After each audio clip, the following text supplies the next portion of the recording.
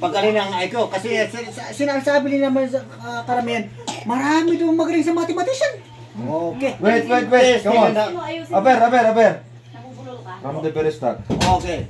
Ngayon, iba pala gano'n. Ngayon, yung magaling daw, lahat daw ng mga tao magaling sa mathematician, pero testing nga natin ngayon.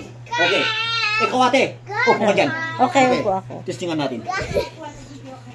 Mag-isip ka ng numero na 1 to 10. Numero 1 hanggang sa 10. Pero pares-pares yan.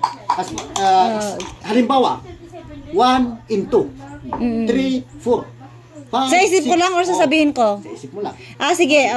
Sa isip mo lang 9 in 10. Dalawang numero pares lang yun. Or 7 in 8. Parang ganun. Halimbawa. Okay. Nakaisip na ako. Yes. May number na akong dalawa. Okay. Basta yung magkasunod dalawa. Okay. Doon sa malaking numero mo na napili mo, i-plus mo ang numerong 3. Okay. May answer ka na. Meron. Sigurado Yes. Huwag kang magkakamali. Kasi mathematician to. Okay. Tandaan mo yan. Okay po. At saka yung sagot mo sa ipinlas mo na numero, sa malaking numero mo, i-minus mo sa maliit na numero mo. Okay. Okay. Ngayon, answeran ko yung naisip ko. Alam ko yung answer sa minanus mo. Sige nga. Hindi ko alam. No! Ang sagot yan, 4. Tama! Oo. Yun. Bakit paano mo na ano? Yun nga yung puzzle. Yun yung mathematician. Kasi may kasamang tricks na yan. Okay.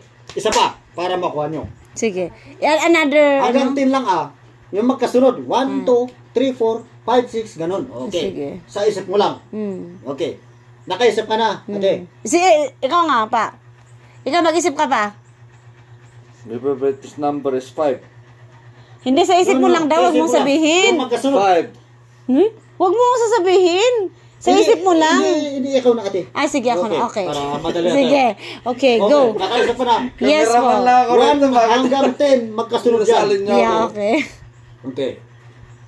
Nakaisip ka na. Yes, nakaisip na ako. Ngayon, yung pinakamataas na numero na naisip mo na magkasunod, i-plus mo yung numerong number 2. Sige.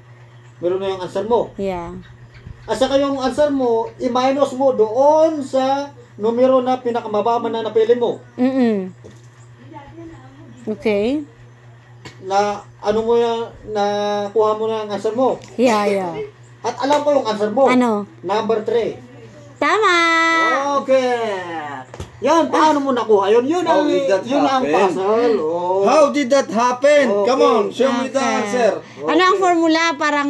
Yung formula doon, di ba? Pinag-isip kita ng numero 1 to 10 na magkasunod. Halimbawa, 1 into 3 and 4, 5 and 6, ganun. Okay. Di ba? Pina-plus ko yung ano. Yung sinabi kong numero, yan ang tandaan mo. Yan ang important tandaan mo. Okay. Kung sinabi kong 3, Okay. 3. Basta importante, yun ang iisipin mo. Yung 3 na sinabi ko. Okay. Dagdagan mo lang ng isa. Yun lang yung answer. So the answer is 4. Ay, dagdagan mo lang ng isa. So the answer is 4. Oh yes, that's alright. Okay. Okay. That is the only tactics there. Gawin na pala. Okay. Okay. It's math time. Ang pinakamabigat dito. Okay. Anong pinakamabigat? Mag-isip ka lang ng numero na 1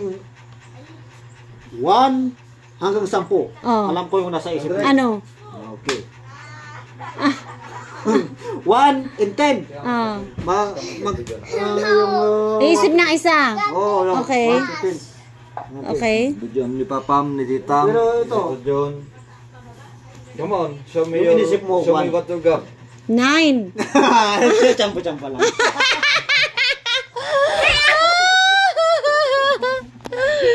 Okay. Good puzzle.